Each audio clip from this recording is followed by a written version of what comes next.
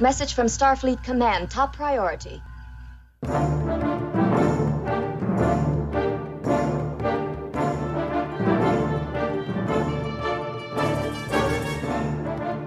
You are listening to the TrekRanks podcast, a member of the Tricorder Transmissions Podcast Network.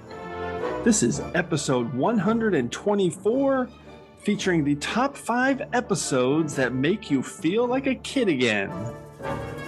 Welcome, Star Trek fans. I am Jim Morehouse. I'm the host of the TrekRanks podcast, and tonight I think we've got a fun topic for you. It's one of those feel-good topics that celebrates exactly what TrekRanks is all about. Tonight we're doing our top 5 episodes that make you feel like a kid again. And for a topic like this, we had to dig deep and find some old school Trek veterans like myself. That's a really nice way of saying we're old. And that's what we've done. So we got a couple of OG Trek fans from way back in the 20th century to tell us about the episodes that make them feel like kids again. And first up, returning for her second TrekRanks appearance, hailing us from the NC Tar Heel in the North Carolina system, it's Dr. Beverly Falls. Welcome back, Beverly. Oh, so happy to be with you. This is a great subject. It's going to be so much fun. Yes, this one, I can't wait to hear how you guys are going to approach this. And our second guest is hailing us from the UK sector and someone I've interacted with quite a bit on Twitter recently. Good friend now. I'm excited to get him on the show. He's another great old school Trekkie. It's Michael. Welcome, Michael. Hi, Jim. Thank you so much for inviting me onto this podcast. It's one of my 2 favorite podcasts, and I'm just so excited to be on here with you and Beverly. Such a great subject. I know people who would think that I was a kid just for watching Star Trek, so I know those people too. Yes, that's a really good point. Well, but I'm proud of it. So exactly. I think we all are, and anybody listening to a podcast called TrekRanks is as well. It's been great getting to know you on Twitter, Michael. So I want to hear, and I want to have you tell everybody, what is your Trek origin story as a first-time guest? How'd you get into Trek, and have you seen it all? You're a completist, I know. So, almost because of the animated series, right? I can't guarantee that I've seen all of the animated series, although Right. I do remember watching it as a small child in the early 70s. But yeah, I mean, it stretches over a long period of time because I am actually the same age as Star Trek. So I was a little bit too young to remember the original series, its first run, but I do remember seeing it in the 70s. I wasn't a massive fan, but I do remember watching it and some things kind of like sticking in my mind. I didn't really become like a big fan of Star Trek until the 1990s, when at the beginning of that decade, 2 things happened. One thing was that TNG arrived in the UK about 3 years too late. And also in 1991, I went to see The Undiscovered Country at the cinema and just loved it. Was so entertained by it. Still one of my favorite Star Trek films. And then once I got into TNG and DS9 and Voyager, and I was recording every episode on VHS, it was a very kind of solitary activity because I lived in a shared house in this tiny little room, and none of my friends were fans to the extent that I was. So it's just something I watched on my own in my little room.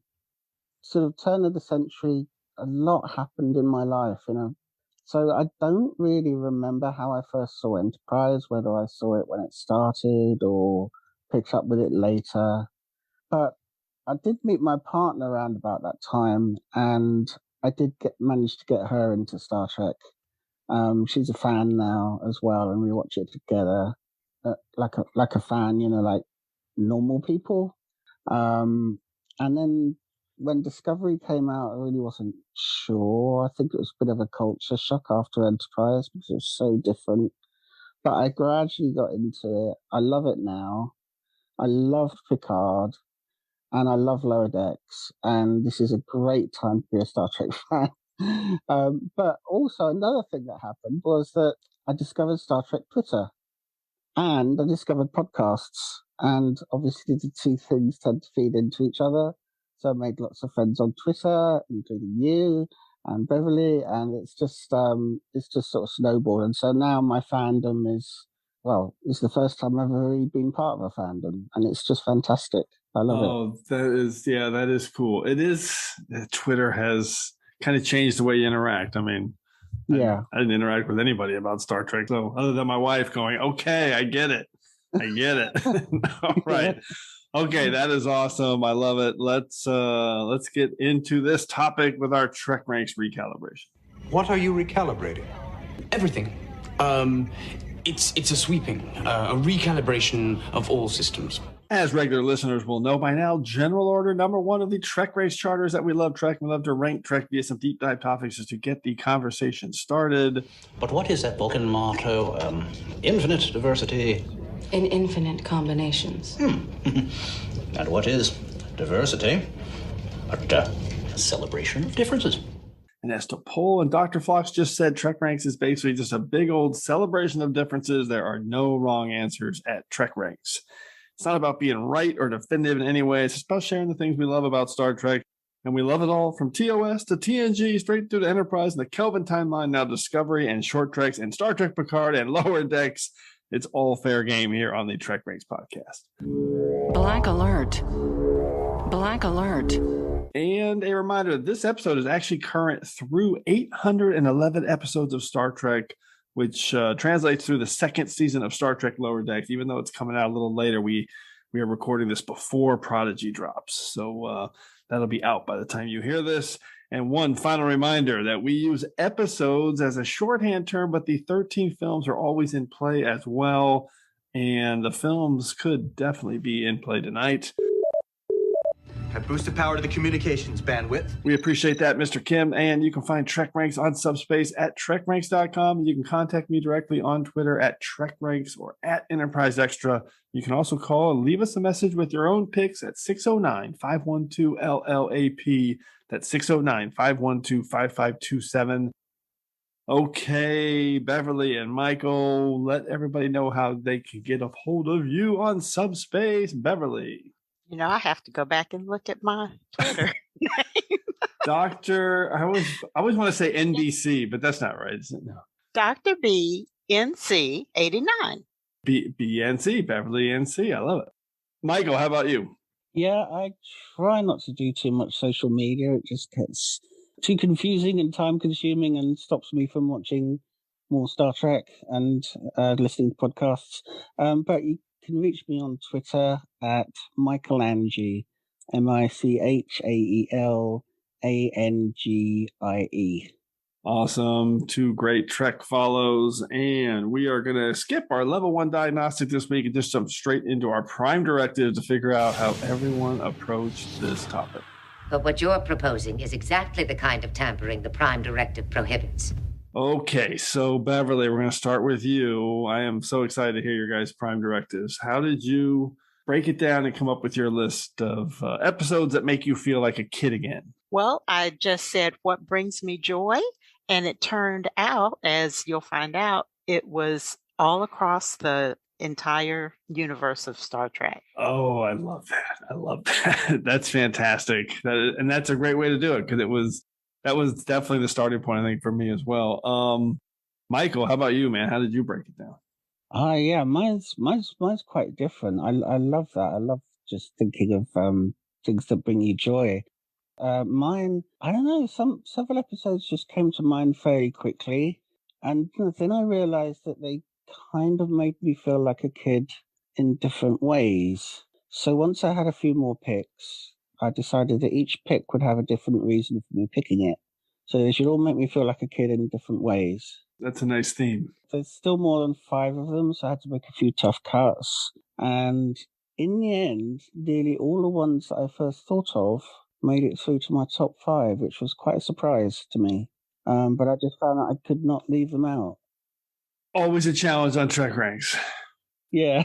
So I thought this was going to be easy for me, like an easy Prime Directive. I kind of started with that, just ones that made me happy and made me thinking, like Beverly said, just bring me joy. And then I came up with a long list. And so I ended up focusing on two areas. And one was the kind of episode that reminds me of what it was like to be a kid. And so that maybe helps me focus on the simpler things in life. And then the second, I had a full list, was an episode that when I watch, I think about my original experiences seeing that episode as a kid. And it kind of transports me back to that time in my life. So that's kind of the two criteria I was looking at. I finally just said, I've got so many episodes on both that I don't want to cut. So I just combined them. So I had both of those things as my Prime Directive. So yeah, a few episodes that remind me about the simpler things in life and maybe not to take things so serious, and a couple episodes that just transport me back to when I was a kid watching Star Trek in my living room. All right, this is going to be fantastic. Let's do this. First Cadecaton, introduce us to the new order of things.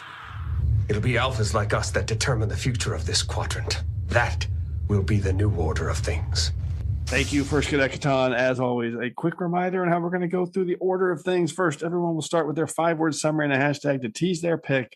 And then we'll each reveal our episode that makes us feel like a kid again and the reasons we're highlighting it. And at the end, we'll ask everyone for a few secondary system selections for the picks that just missed our lists. And as always, if we have any duplicate picks, make sure you listen for the Defiant Torpedoes. Okay, so I think I don't know. It'll be interesting to see if there's any duplicates. There could be, there maybe not. Well, we shall see. So Beverly, we're going to start with you. What's your number 5 pick for your top 5 episodes that make you feel like a kid again? Okay, number 5.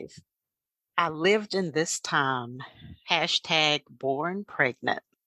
And it's Trials and Tribulations, DS9, based on the original series, The Trouble with Tribbles. I love this pick so much. This was so close to being on my list. It's one of the ones I was just going with at the last second because you get kind of the best of both worlds, right? Absolutely. Yeah. So why'd you pick it? Well, first off, because if you're going to feel like a kid, you got to have a tribble. That's like the thing that they made like 250,000 of them for publicity and put them all around on the public transit and the subways and the buses. And so they're everywhere. Another glorious chapter of Klingon history. Tell me, do they still sing songs of the great Tribble hunt? This was a 30th anniversary tribute. Oh, right. And there was a special that was done on the making of it. It was based on the Forrest Gump technology where they would insert the people into historical events. And I just loved it. By the way, that 30-minute little documentary behind the scenes special on Trials and Tribulations is one of the best ones they ever did. It is so good. It just encapsulates all the incredible effort that went into making that so perfect. Michael, what's your take on Trials and Tribulations? Oh, I nearly picked this myself. It's just so great. It's one of my favorite episodes of Deep Space Nine, which means that it's one of my favorite Star Trek episodes of all. It's just amazing. And like you said, just the way that they did it in terms of the technology, where you just cannot see the joins. And this was like, 1996? It's just amazing. And also, I think it's a really nice pick for us because it's like a metaphor for us. You know, we were around during that time, the original series, just like Jadzia was. Yeah, so that's true. It's just a great pick. I love it. It's perfect. And Tribbles had to be on this episode. There's no way they weren't. And it's right off the bat. I love it. Okay, Michael, how about you? What's your number 5 pick? Okay, this is an outrageous cheat. So if it's not allowed, I have got I can narrow it down. But hey, cheating's fine as long as it results in more Star Trek. Let's hear it. Well, there's a lot of Star Trek in this one. My 5 words: space, the final frontier. These hashtag. But first, the Tranya. TOS, Season 1, Episode 10, the Corbomite Maneuver, and the whole of TOS.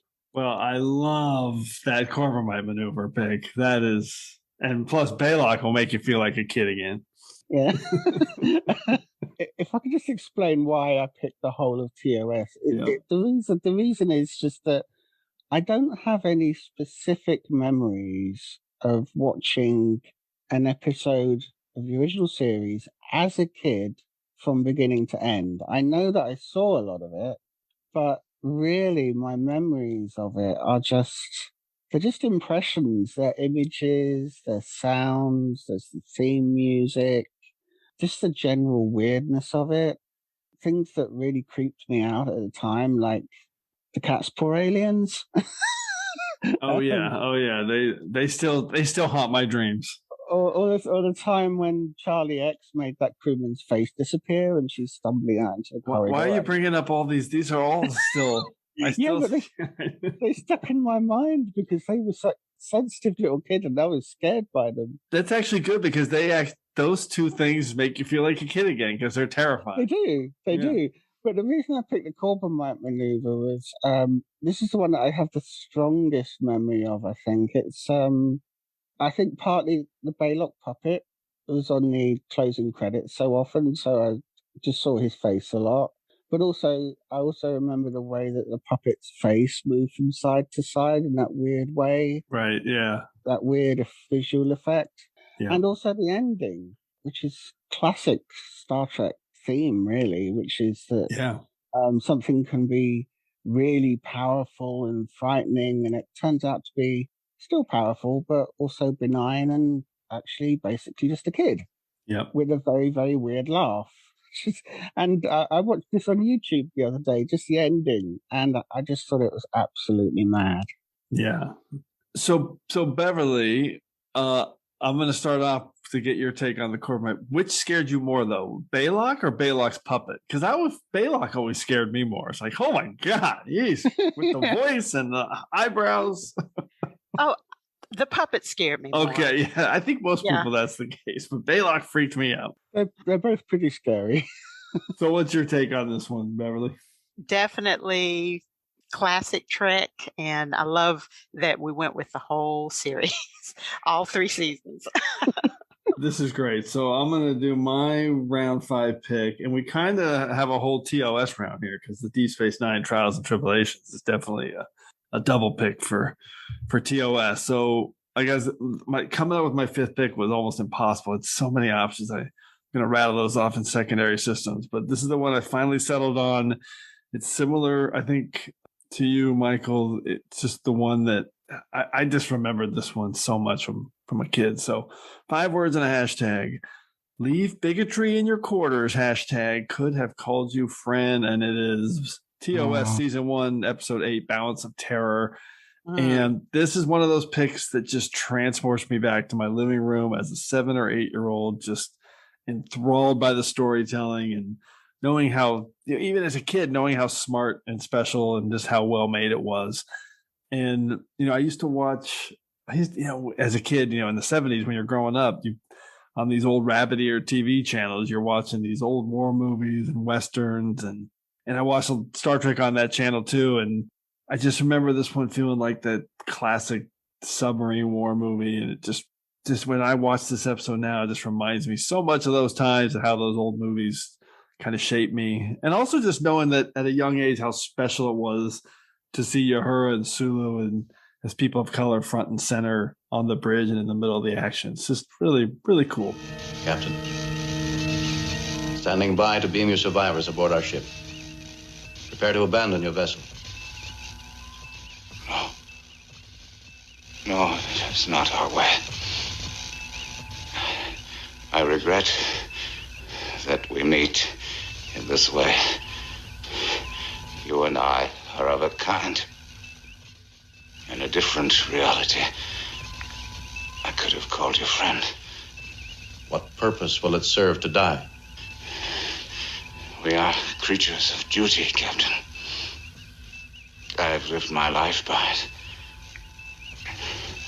Just one more duty to perform. Balance of Terror. this was only like 25, 30 years after World War II and all the atrocities there. So it's really, really poignant, I think, for people that were watching it at that time as well and had lived through that. So Beverly, what's your take on Balance of Terror? Balance of Terror, I would definitely put that high on my list. And I love that it's transporting us back to our earliest memories. Exactly. Michael? Yeah, I mean, it's definitely, it's up there for me. It's one of the best episodes of TOS. Introduced Mark Leonard to Star Trek. Yeah, and Mark Leonard. Yeah. I'm always reminded of it because there's two later episodes of Star Trek, one in TNG and one, I think, in DS9. In the TNG episode Data's Day, when Picard marries Miles and Keiko. Oh, yeah. And he repeats those same words that Kirk did when he was marrying that couple. Yeah. Since the days of the old wooden sailing ships, it's been captain's sort of prerogative or something to marry two of his crewmen. And also, I think Admiral Ross says it at Sisko and Cassidy's wedding. Oh, yeah, I don't think I realized that. That's good. And it always takes me back to Balance of Terror because it always just reminds me of Kirk saying those words. Poor old Robert Thomason. Yeah. Okay. Yeah. All right. Let's go to round 4. Beverly, what's your number 4 pick that makes you feel like a kid again? Okay, number 4. Let's all go to space. # unidentified aerial phenomena. And my pick is Tomorrow is Yesterday from the original series. And I have so much to talk about with this. Oh my God, this is a great pick. It turned out that this episode aired the day before the Apollo 1 tragedy, where 3 astronauts died on the oh my God training pad. And the whole year, all of these things were happening. There was the first Boeing 737. There was the first Concorde aircraft. There was a probe sent to Venus. The first pulsar was reported. Black hole term was coined. And the first international satellite broadcasts went up. I mean, so many things were happening that are happening now. We just saw William Shatner go up for his 10 minutes of space travel. And it seems like everything that was happening in the 60s is happening right now all over again. Oh my God, that is, I love the way you frame that. This is such an awesome pick. And I have to get personal for a second and say, I always feel the incredible connection to that because that's the day I was born.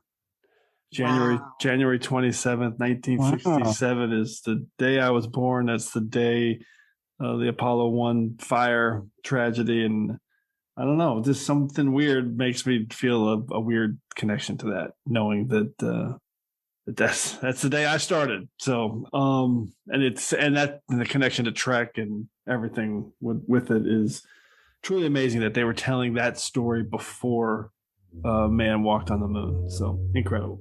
Michael, quick take on Tomorrow's Yesterday. I feel really ashamed saying this, but I can't remember which episode that is. Oh, it's the one where they go back in time and it's where they were identified as a flying object and they had to go and get the tapes so that the guy in the plane, Blue Jay 4. It turned out they had to send him back because his son was going to go to Saturn. Oh God, I love that. I do remember this one now. Yeah, I do remember this one, of course. Yeah. Oh, so good. This is something that makes me really envious that I actually don't remember this time. I mean, I was alive during the Apollo moon landings, but I don't really remember them. I was very young, and to have been both alive and able to be interested in all this while it was happening, just must have been amazing. And I mean, I've always been an aficionado of space exploration, real life space exploration as well as science fiction. Yeah, of course. To have seen those moon landings live would have been fantastic, and I seem to remember it being an enjoyable episode, and I have to watch it again now. I love that this one was also one that was written by DC Fontana. Oh, that's right. Yeah. Trek legend on my Trek Mount Rushmore. Okay, Michael, how about you? What's your number 4 pick? Okay. 5 words. Kirk gazes adoringly at her. Hashtag with music swelling. And this is Star Trek the Motion Picture. Okay. I love it. So he's not gazing adoringly at a woman. Of course, he's gazing adoringly at his beloved ship. This is actually my first clear memory of sitting and watching a piece of Star Trek from beginning to end. And I know that because I went to see it at the cinema when it came out. I went with my dad, and he went voluntarily, willingly. I mean, it's the only time in my life that I've ever sat and watched a piece of Star Trek with my family of origin. Oh, how funny.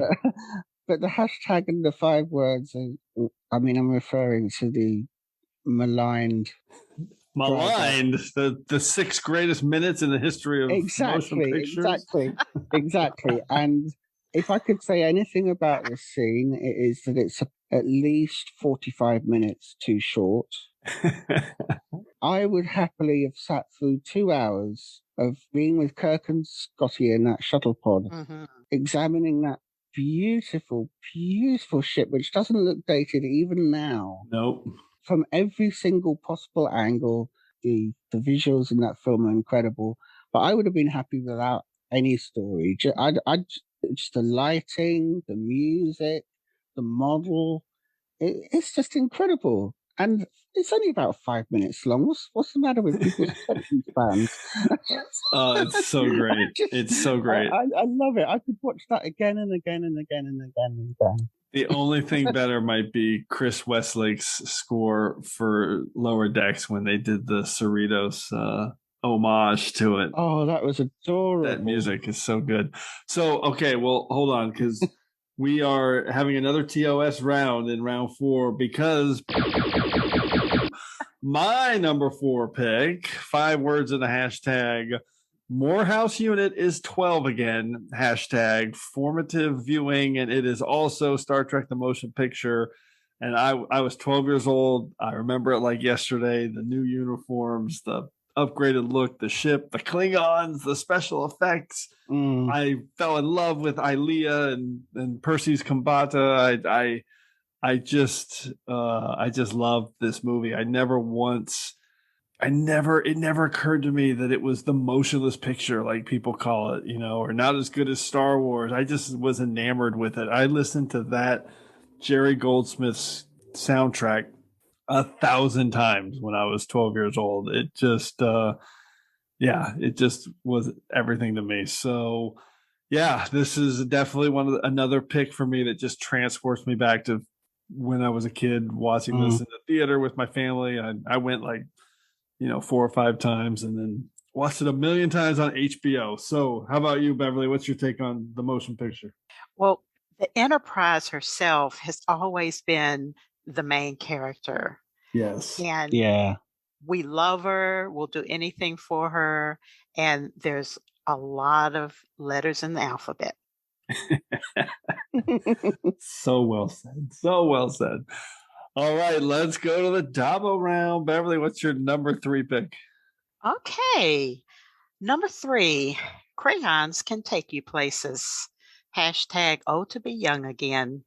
This one is Rascals from the Next Generation. Yes, this is the literal feel like a kid again.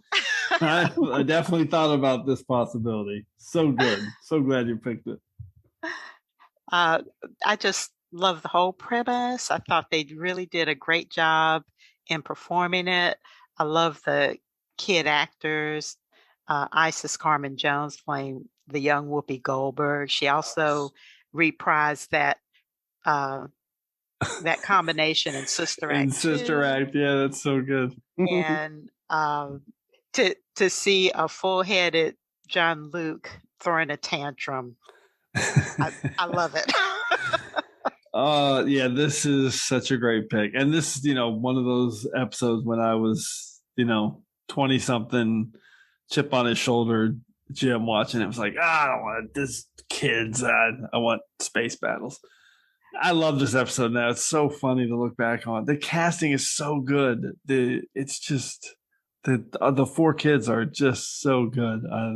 I love them all, and it's such a I just like that such a random four that they chose with Picard, obviously, but then Keiko, Guinan, and Ro. Just really, really interesting. I just find it eminently rewatchable and fun, and 100%. This literally makes you feel like a kid again. Michael, what's your take? Yeah, I almost thought. I did think of this one as well, and almost picked it. What I find interesting about it is that the actors are kids, but really they're playing adults in kids' bodies. Right. Yes. But good point. But they're also rediscovering their childhood, and in the case of Ro, it's kind of sad because she never really did have a childhood, and that just always really moves me. And how Guinan, gradually gets her to enjoy being a child again, right, when she hasn't had that experience before, and also just has that classic line, doesn't it? That meme that's everywhere. He's my number one dad. Right. which is one of the funniest moments in TNG. I don't know if they'll let me, Jean-Luc, but I will ask. Thanks, number one. He's my number one dad. It's absolutely adorable. It's so good. And the other one, of course. Now. All right. Michael, what's your round 3 pick? I'm going to have to try and get the voice right here, at least sort of a vague approximation of it. We love it. Love impersonations on TrekRanks. 5 words. No fun for the Beatles. Hashtag it tickles. This is Deep Space Nine, Season 3, Episode 16, Profit Motive. Oh, man. I didn't know which episode you were going with. I couldn't remember, but I knew who it was. Fantastic. Oh, good. Oh, Profit Motive. This is a deep cut. Why this one? I love it. Well, I had to pick a Ferengi episode for this topic. I mean, they just make me laugh so much. As I get older, I find I laugh less than I used to, which is a bit sad, I guess. When I was a child, I'm sure I laughed hysterically at all kinds of things. Right. So I nearly picked, what is it called? The Magnificent Ferengi, yeah. Because that is the kind of like the silliest, funniest of all of them, really. But that doesn't have Grand Nagus Zek in it, really. And for me, Zek is the funniest Ferengi. He makes me laugh as soon as he opens his mouth. He makes me laugh as soon as he's on the screen. So he just has some classic lines in this because the prophets have changed him. So he's not himself. He's a much, much nicer person. And he's just adorable, when he gives up the Beatles snuff. He's rewriting the rules of acquisition. He's rewriting the rules of acquisition. And my hashtag was the scene where he's in sickbay because Quark is so convinced there's something wrong with him. And I don't know, Bashir's sticking a cotton bud in his ear or something like that, and he's like, "Eee, tickles!" Yeah, always. And then when they pack him off into the Ferengi shuttle, and his head's in a bag, and he's singing away to himself, Oh, that's right. He's singing in the back. It's all right, Quark. I forgive you. Wait. I have to be sure that he's all right. Grand Nagus, can you hear me? Are you okay? Don't worry, Quark. I forgive you. You hear that? We have to help him. He's so funny. I absolutely adore him. And Wallace Shawn is a comic genius. He's brilliant. It always delights me that the actor who played the head of this uber-capitalist empire describes himself as a socialist, which I appreciate. I love it. Wallace Shawn's a legend, and my favorite part of this episode was always just Quark's reaction to every single rule change. Just like trying to like, oh, maybe it's the first word of every rule is a code, and he reads them off. Book. You want to hear more? No, but it must be some kind of code. Read me the first word of every rule. If, never, keep, profit, good, smile, honesty. If, never, keep profit, a good smile, honesty. What does it mean, brother? It means absolutely nothing. It's so good. This is a great pick. Super cool, deep cut. It definitely makes you feel like a kid again, as do all of your Negus impersonations. Thank you for that, Michael. Beverly, what's your take on profit motive? Well, I'm really glad that you mentioned the Ferengi, because when we first met them in TNG, they were pretty awful. But Yeah. Quark and Rom and, of course, Nog made them dear to us. And we really got a better insight into their culture. And I think that's fabulous. I love it. Well, this is the Dabo round, and I wish I could say that my pick also had Ferengis in it, like Rascals and Profit Motive, but mine do not have any Ferengis, but it is Deep Space Nine. So here is my round 3 pick. 5 words and a hashtag: father and son experience exploration, hashtag my best friend. And it is Deep Space Nine, Season 3, Episode 22, Explorers. I'm so glad you picked that one. Yeah, this one is personal. My dad was my best friend, and more than any episode of Star Trek, this one reminds me of him and just the time that we spent together, whether it was, just doing stuff when I was a kid. And it's such a beautiful episode. I love the pacing. It's really low stakes storytelling. It's this is Cisco building the ship by hand and trying to prove these old Bajoran light ships were space worthy. And I love the father and son interaction. I think even maybe more so than the father son episode, The Visitor, which of course is epic and profound in many ways. But this one, I was connected with this one more from a father son standpoint. And yeah, it just reminds me of all my shared experiences with my dad, and just it takes me back. Another one that I love seeing and takes me back. Plus, it's got all this cool stuff with Jake giving Cisco advice about women, and this is the first mention of Freighter Captain Cassidy Yates, which is awesome. And I just love the light ships and the warp propulsion they discover out there. So, fun episode. Beverly, Explorers. What's your take? Well, you've really brought back a lot of nostalgia for me as well, because I remember as a kid reading about Thor Heyerdahl and the Kon-Tiki, the raft that sailed across the ocean.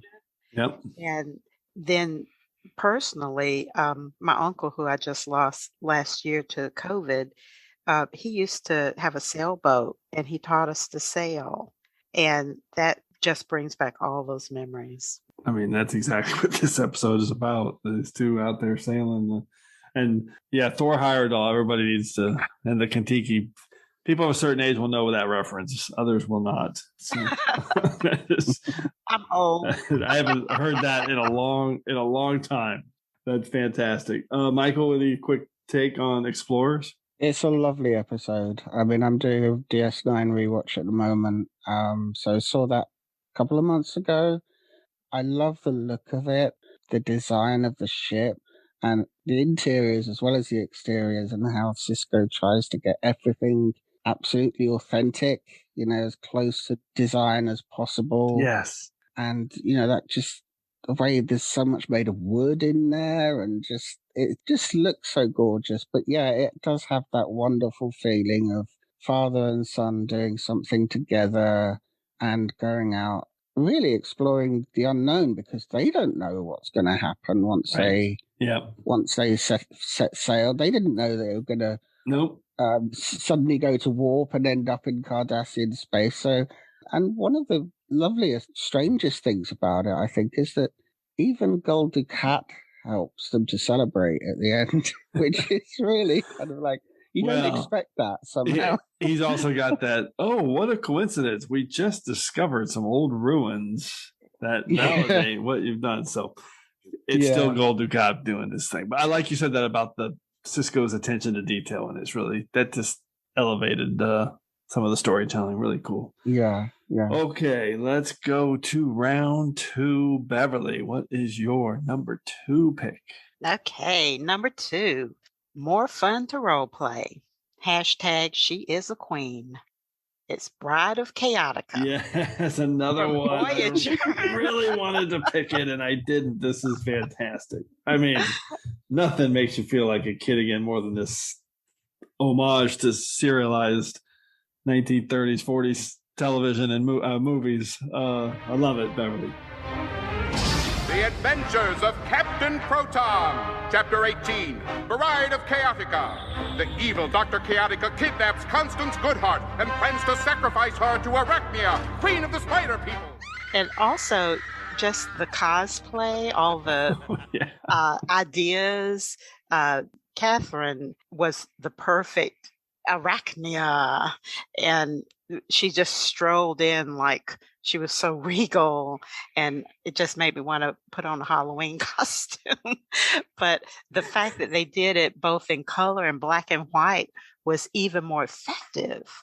And we have to remember that back when the original series was out, less than 50% of the households had a color television set. Most everybody had a black and white. And so they didn't even get to see the show in color. So much that really brings back those memories.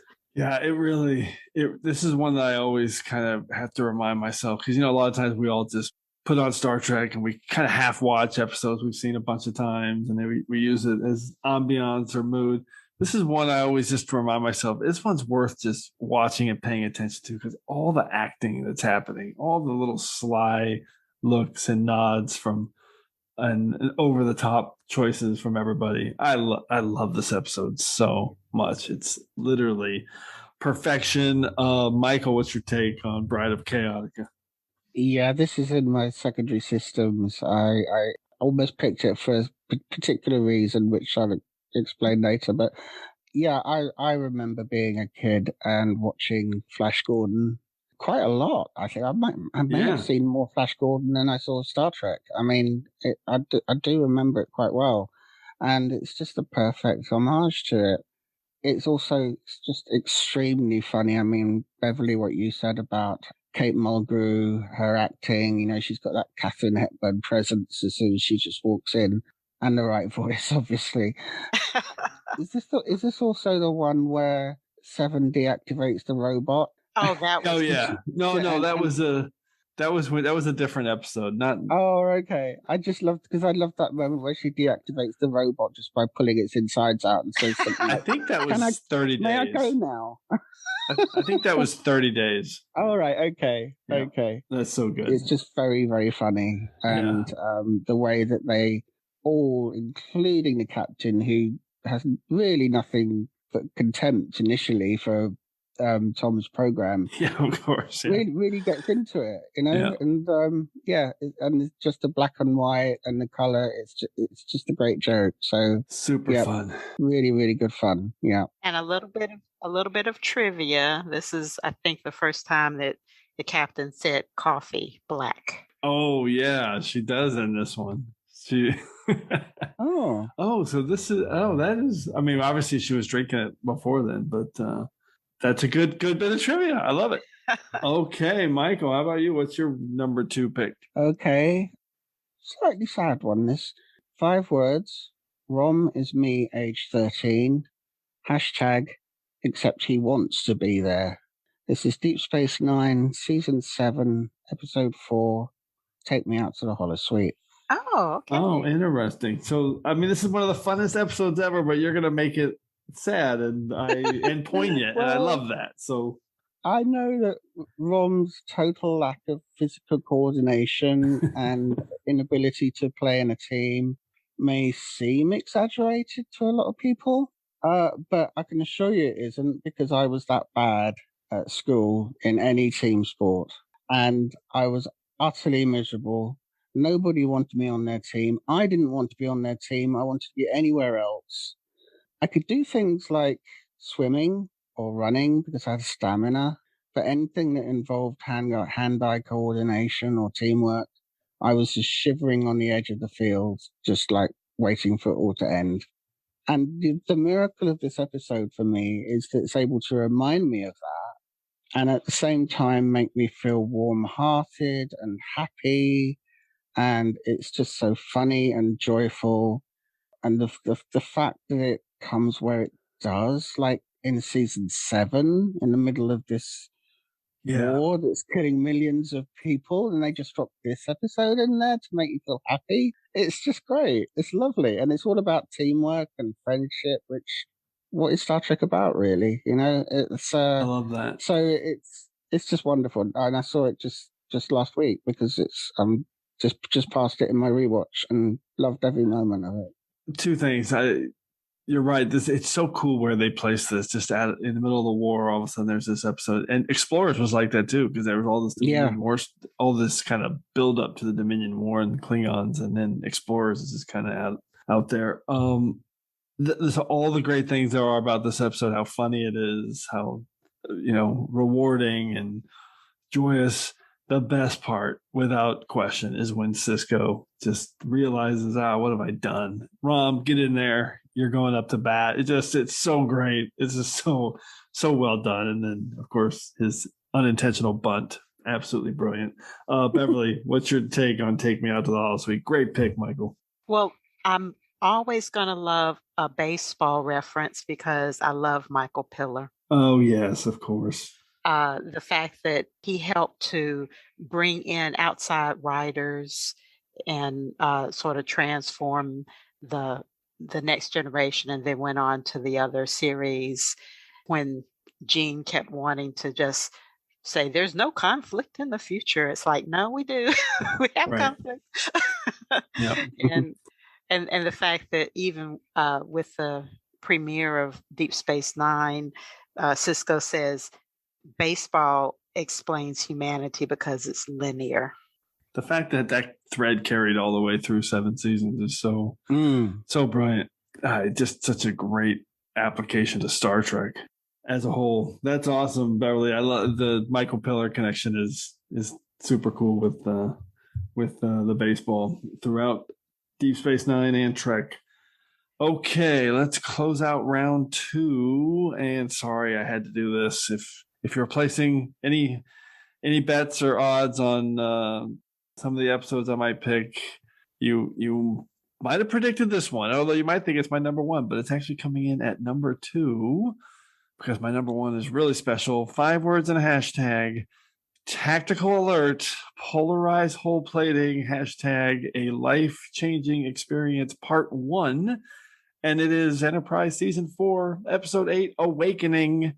Okay. The episode I was lucky enough to appear in and fire the phasers. And you might think I pick this episode every week on TrekRanks, but this is only the 5th time I've done it in 124 episodes. So I think I've shown amazing restraint. And believe me, if you think I talk a lot about this experience, you have no idea how much restraint I'm actually showing by not talking about it literally all the time. Anyway, I always approach this one by just saying that, man, ever since I was a little kid, I think that's probably true for all of us. I was thinking, man, I was like 10 years old watching this and thinking, I'd just love to be one of those guys standing in the background one time in one episode. And my experience was so perfect and so much fun, and to be able to sit on the bridge in uniform and fire the phasers and do it one time and in an episode that was basically introduced the origin story of one of my all-time favorite characters, to Pow.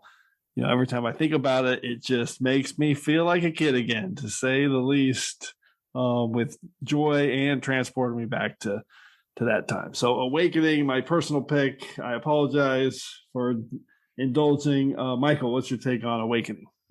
Oh, God, no apology necessary. I love this episode, and I totally understand why you picked it, because it's like that saying, like a kid in a candy store. I mean, it must have been like being a kid again, because this was what you wanted as a kid. So I can totally understand that. I can't imagine how I would have felt being a Star Trek fan and being on the bridge of the Enterprise in uniform and, with all those actors around. And didn't Roxanne Dawson direct that one as well? Oh, yeah. Yep. Yeah, she did. So, yeah, and it's one of my favorite. Well, that whole 3-episode arc is one of my favorites in Enterprise. So, yes, just a great pick. Beverly, how about you? What's your take on Awakening and my personal angle on this one? I would say dream come true. I am so jealous. That is fair. Yeah, it's surreal to think about. I always joke that all my ambition in life ended that day because I was just like, what else am I gonna do? I have no more goals. There's nothing else.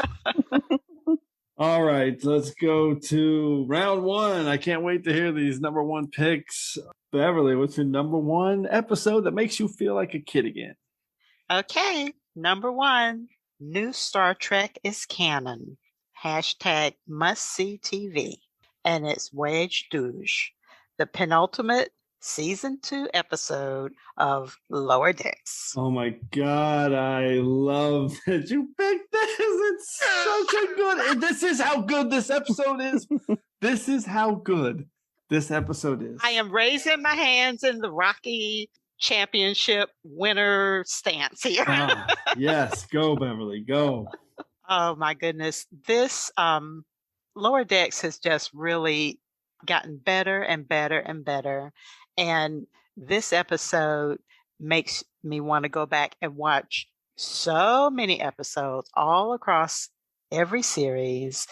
It sets up future storylines. It has Easter eggs for the past storylines. And it really speaks to present day issues. I just love it. Oh my God, I love that you picked this. So anybody who listened to our Lower Decks recap episode will know that I picked this as my number one episode.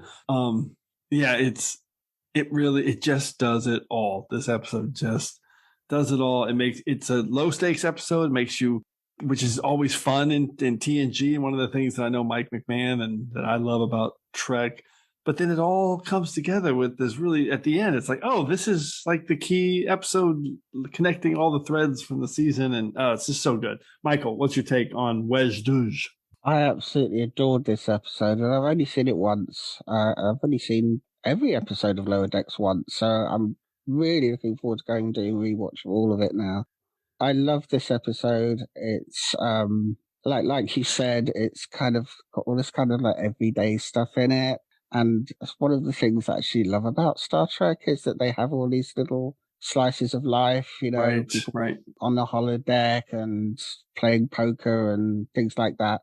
And just to see the inside of that Vulcan ship and Talin's emotional outbursts because she says my instinctive feeling is you must control these emotional outbursts. And he has lost all control. It is logical to improve our scanning capabilities instead of observing non-essential systems.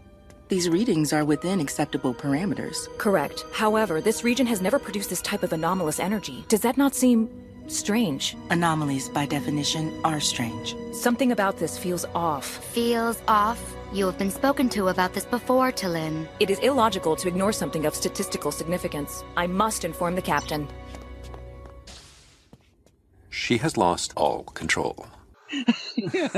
And I really hope we see her again, because to me she has the potential to become another T'Pol, and T'Pol is one of my favorite characters in Star Trek. And so I love Vulcans, but I also love Vulcans who are a little bit against the grain of what you'd expect from a Vulcan.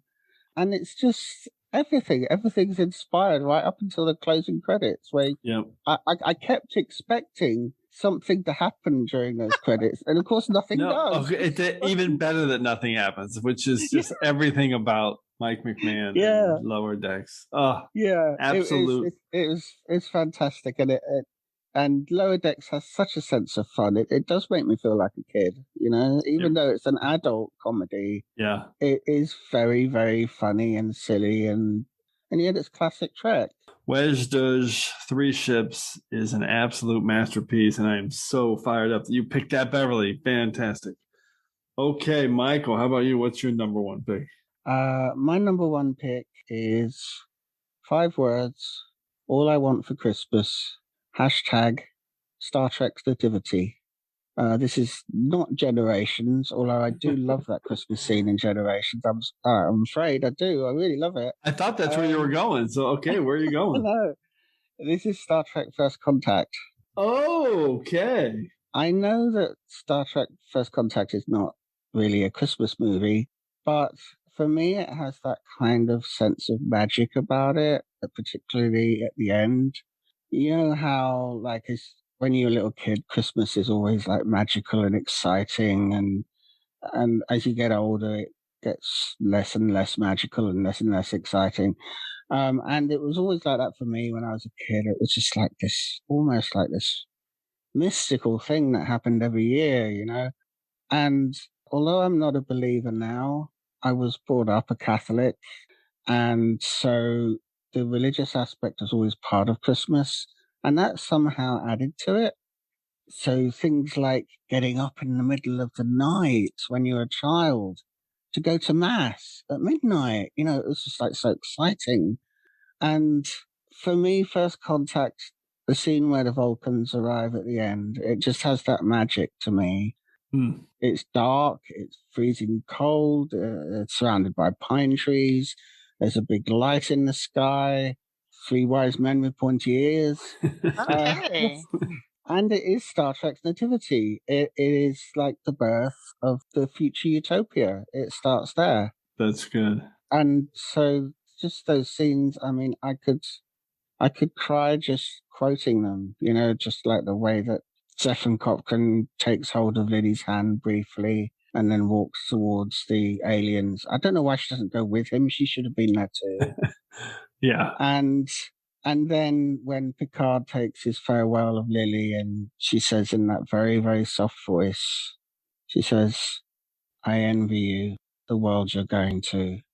And the hairs are standing up in my arms as I'm just saying that, because for me, that is the most moving scene in the whole of Star Trek. You gotta go?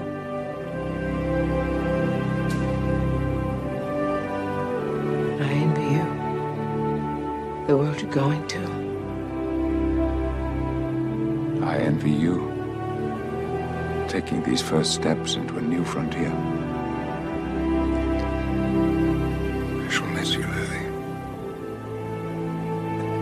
I saw it at the cinema when it came out in 1996.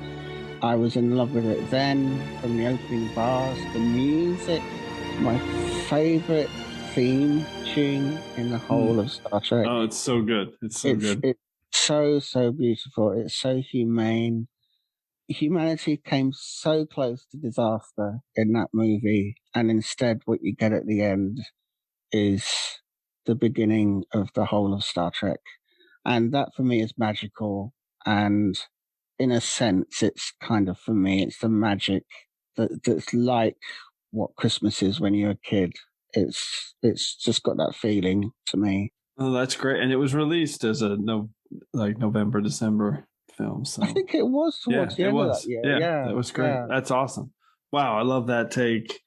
Really, really good. Beverly, what's your take on Star Trek First Contact? With the films, since I grew up with the entire series, the one with the whales had always been my favorite until First Contact, because to see the world unite, because we actually were noticed by an alien race that came in friendship, that is Gene's vision for the future. Tomorrow morning, when they detect the warp signature from your ship and realize that humans have discovered how to travel faster than light, they decide to alter their course. They make first contact with Earth, right here. Here? Actually, over there. It is one of the pivotal moments in human history, Doctor. You get to make first contact with an alien race, and after you do, everything begins to change. Your theories on warp drive allow fleets of starships to be built, and mankind to start exploring the galaxy. It unites humanity in a way that no one ever thought possible when they realize they're not alone in the universe. Poverty, disease, war, they'll all be gone within the next 50 years. But unless you make that warp flight tomorrow morning, before 11:15, none of it will happen. And you people, you're all astronauts on some kind of Star Trek. That's Star Trek. I love that. That's good. It sums up Star Trek. It's just amazing. It's perfect. It's my number 2 favorite film over at TrekRanks, and it's my number 1 pick as well. So we had 2 duplicates. They're both movies in back-to-back picks, Michael. So my 5 words in a hashtag: me and 25 new friends. Hashtag a life-changing experience part 2. And so we talked about the movie there. I'm just going to say the reason I picked this makes me feel like a kid again. It's a really special moment for me when I saw this movie for the first time. And I've tweeted about this story, but I'll just tell it really quick here listen, First Contact's as good as it gets. It's beloved and for all the right reasons. And so when I saw it, it came out in 1996 in the fall. And I was traveling when it came out, so I couldn't see it. I was in England and it wasn't coming out there till later. So I had to wait like 2 weeks till I got back home to see it. And I got home. So immediately I was like, okay, it's a Tuesday. I'm back on a Monday. I'm going to see it Tuesday at 10 a.m. at this theater. The theater is going to be empty. There's going to be nobody there. I'm just going to go in, not get spoiled. I'm going to enjoy it to myself. And so I go into this theater and I sit down and I'm ready to watch it. And all of a sudden, there's like this commotion behind me. And there is clearly it's like a morning outing for a group of Down syndrome kids. And they're taking them to the movies. So they're walking in like 20 or 30 Down syndrome kids to watch the movie. And my first thought is, oh no, because I just want to watch the movie in peace. And it's going to be like, my first thought was like, oh, and then I'm like, wait a second. And then I'm sitting there and I'm watching these kids and it's so much fun. I had so much fun watching that movie with these kids and, their intellectual and obviously developmental disabilities. It was just one of the greatest movie going experiences of my life to be sitting there Tuesday morning at 10 a.m. with these kids at the movie, just having a blast. And I mean, they were making noise, they were asking questions, and it was way too much fun. And their teachers and the people that were with them were awesome too. So really, really, really cool experience for me. And I think it helped change me to go like, who cares? Come on. This is just a movie and we're going to have fun watching it. Don't need to take this stuff so serious. So a great experience for me. Beverly, any final comments on First Contact? Oh, I'm so glad that you shared that. And I just will repeat, some movies have to be seen on the big screen. This one for sure. They were definitely terrified when that spike went into Picard's eye at the beginning. Michael, any final comments? Yeah, I love the fact that you were actually with kids when you saw this, and so kind of making you feel like a kid just being with them and enjoying it with them. It's just sounds wonderful. Yeah, it really was. I will never forget it. I think about it a lot. Yeah. And what you said, Beverly, about seeing it on the big screen, I mean, it's the most unforgettable first time that I've seen a Star Trek movie ever. I mean, none of the others, much as I enjoyed them and loved them, this was the one that from the opening credits onwards, I was just enraptured by the whole thing. Yeah. Love it. That's great. Let's see what you can do with the secondary systems. Okay, let's go to some secondary systems picks. Beverly, anything extra on your list you want to rattle off real quick? I've got a whole list. First, the one with the whale, Star Trek 4, The Voyage Home. Love it. That's me too. Star Trek 2009. I love the short treks, the animated ones, as well as Runaway. And by the way, Jenny Lumet, who wrote that, was born in 1967. Oh, yeah. And She's been great. yeah.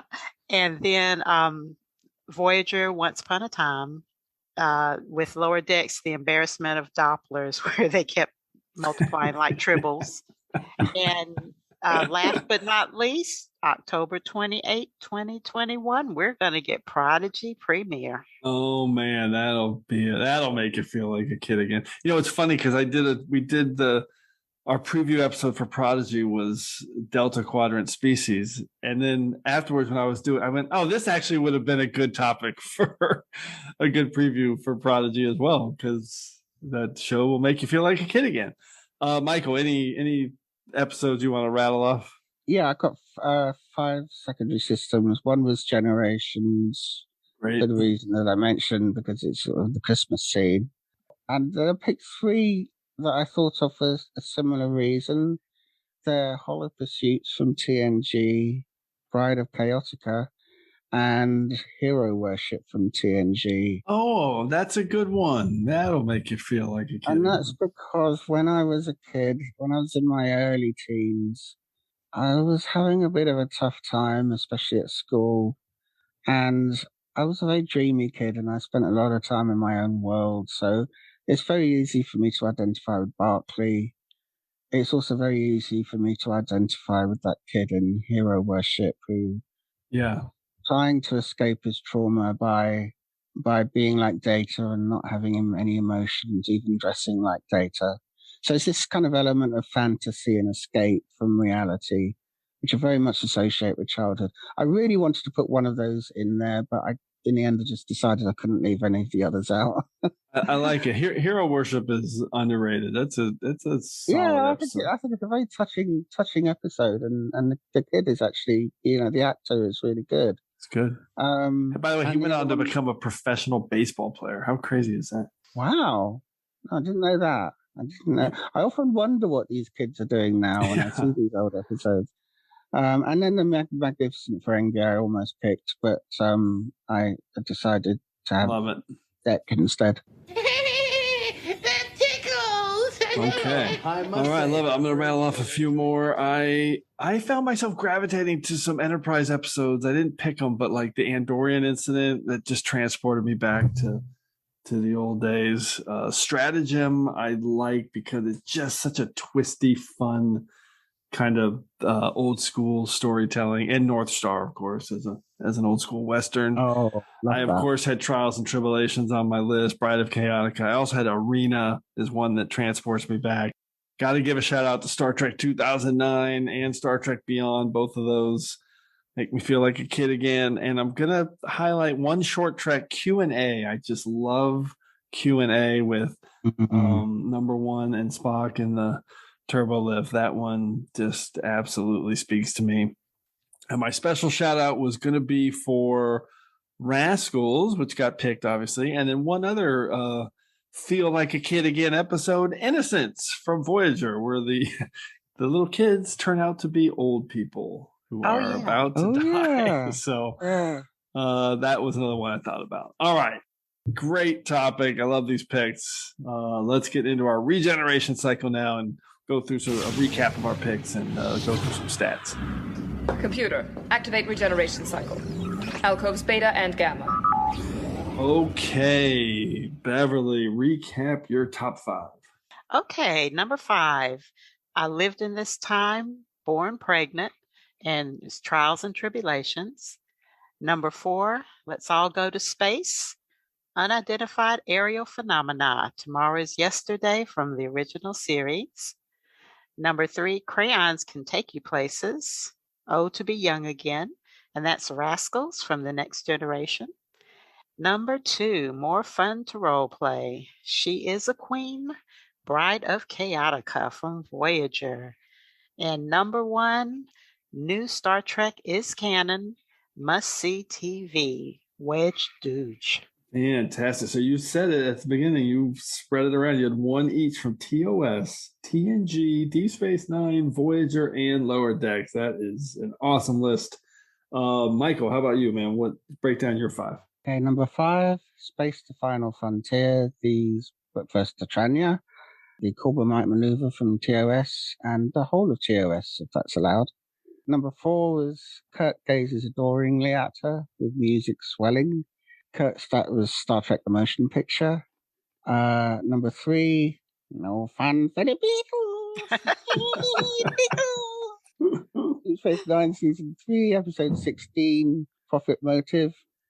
Number 2, Rom is me, age 13, except he wants to be there. That was Take Me Out to the Holosuite from Deep Space Nine. And my number 1 was All I Want for Christmas is Star Trek's Nativity, Star Trek First Contact, my favorite thing in Star Trek, bar none. I love it. So you had 2 from TOS and 2 from Deep Space Nine and then 1 from TNG. Awesome list. And my number 5 was from TOS, Balance of Terror. Number 4 from TOS, Star Trek The Motion Picture. My number 3 pick was from Deep Space Nine, Explorers. Number 2 was Awakening from Enterprise, Apologies. And my number 1 from TNG, Star Trek First Contact. Fantastic. So I had 2 from TOS and then 1 each from TNG, Deep Space Nine, and Enterprise. And okay, a couple of stats. We had 2 duplicates, and then the only stats we really kept were the breakdown of series representation. So we had 4 movies picked, which is, I expected there'd be some films. 1 episode each from Lower Decks, Voyager, and Enterprise, which is cool. We covered 6 different series with picks. TNG had 3, Deep Space Nine had 4, and TOS led the way with 5 overall picks. Fantastic. Love it. What a great topic. But once again, we have been hit by temporal distortion. So before we can depart, it's time to hear from you. The temporal distortions are fracturing space-time throughout the ship. Cause? Unknown.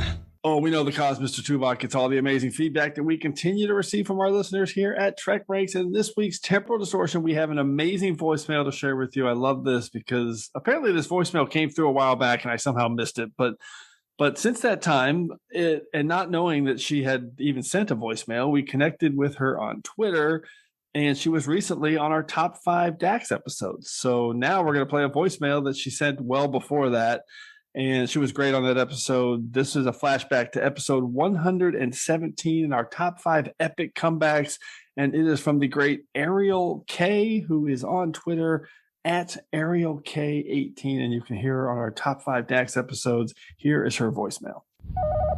Hey, TrekRanks, Ariel here. Longtime listener, first-time caller, and here is my list for epic comebacks. Number 5, Duras is literally the worst. Hashtag, you may test that assumption. And I know that this quote isn't from the episode, but I'm going to pick Redemption to represent the epic comeback of honor to the House of Moog.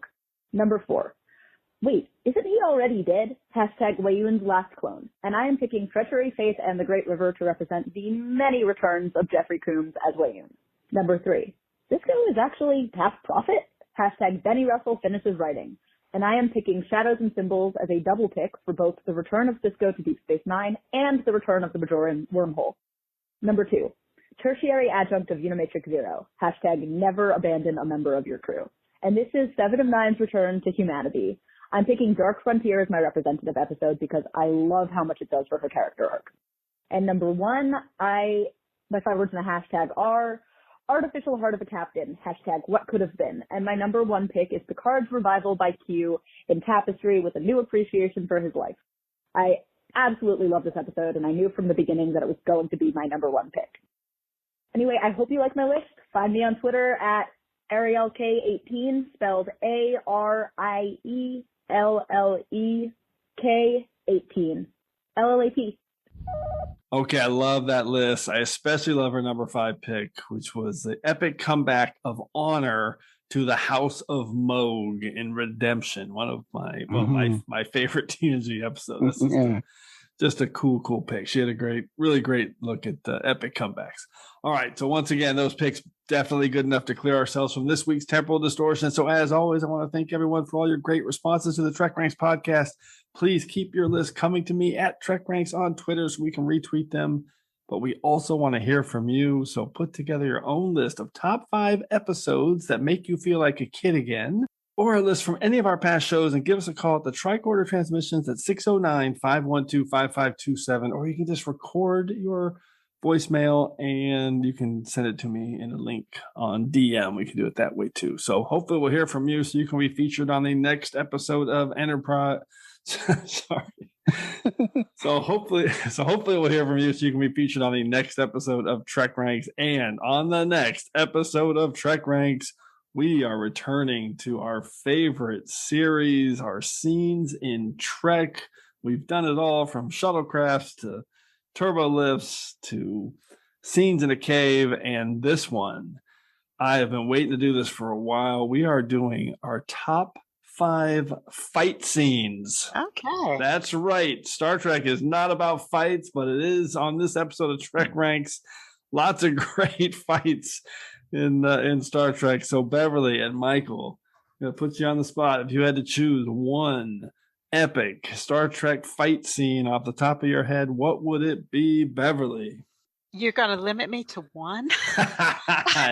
Okay. You could pick 5 eventually, but now just what's that one that jumps into your head?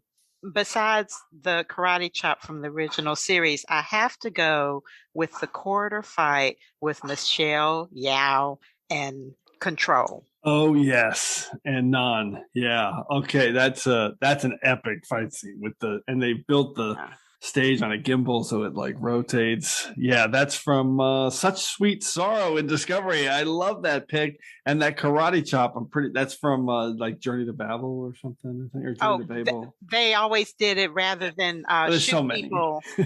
That they did the Vulcan neck pinch and the karate chop. Of course. I love it. Michael, how about you, man? Top 5 fight scene. What do you got? Yeah, I'm not great at thinking on my feet, but the first thing that comes to mind is, I think it's in Court Martial in TOS. Oh. Where Kirk has that fight down in engineering, I think. Yeah, with Finney. Oh, yes. Yeah. Oh, yeah. That's a good one. I don't know why that came, because it's years since I've seen it, but that was what first came to mind. So yeah, no, that's a good one. I mean, there's so many good ones in TOS. So, and that one is really, really cool. The way they filmed that's really cool. Where they're kind it's a great episode. Following around each other. I love it's the original courtroom. I love it. So we got one super old school pick with Court Martial, and then Such Sweet Sorrow. This is going to be a great topic. I have no idea how I'm going to narrow it down to 5.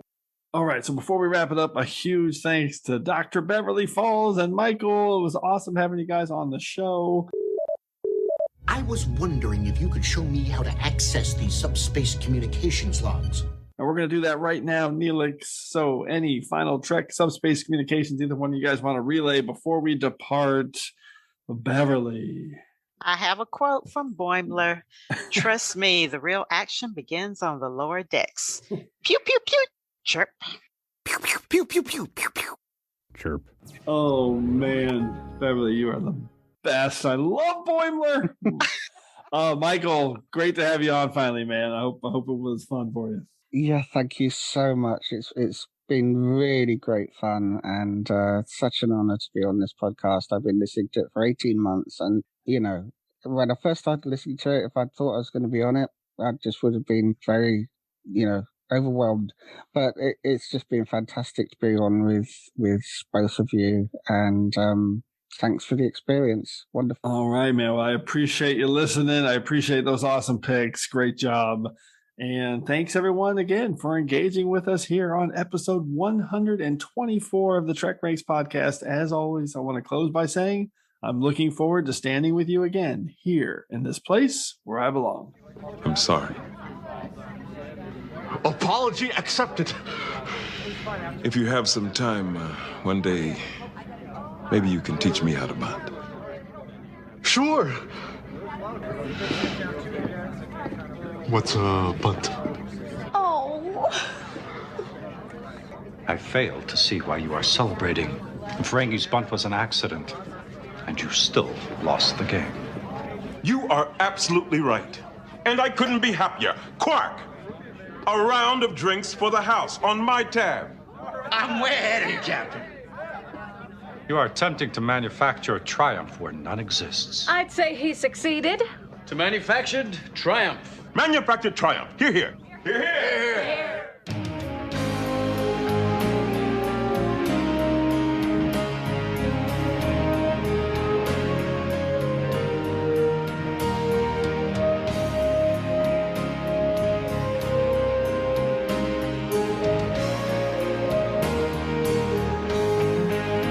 Just want to remind everyone again that the entire TrekRanks catalog is available for you to download and listen to at TrekRanks.com and on your podcast player of choice.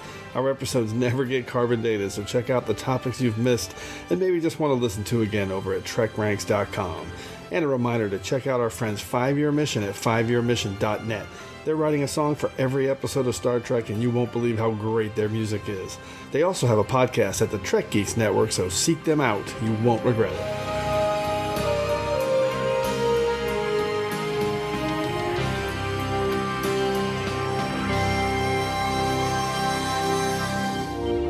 These are your sentinel readings? Telegram. It's a message to Captain Proton from the President of Earth. Intercepted communications between Dr. Chaotica and Arachnia. Stop. Chaotica at war with aliens from 5th dimension. Stop. Must strike now to disable Death Ray. Stop. Please summarize the message.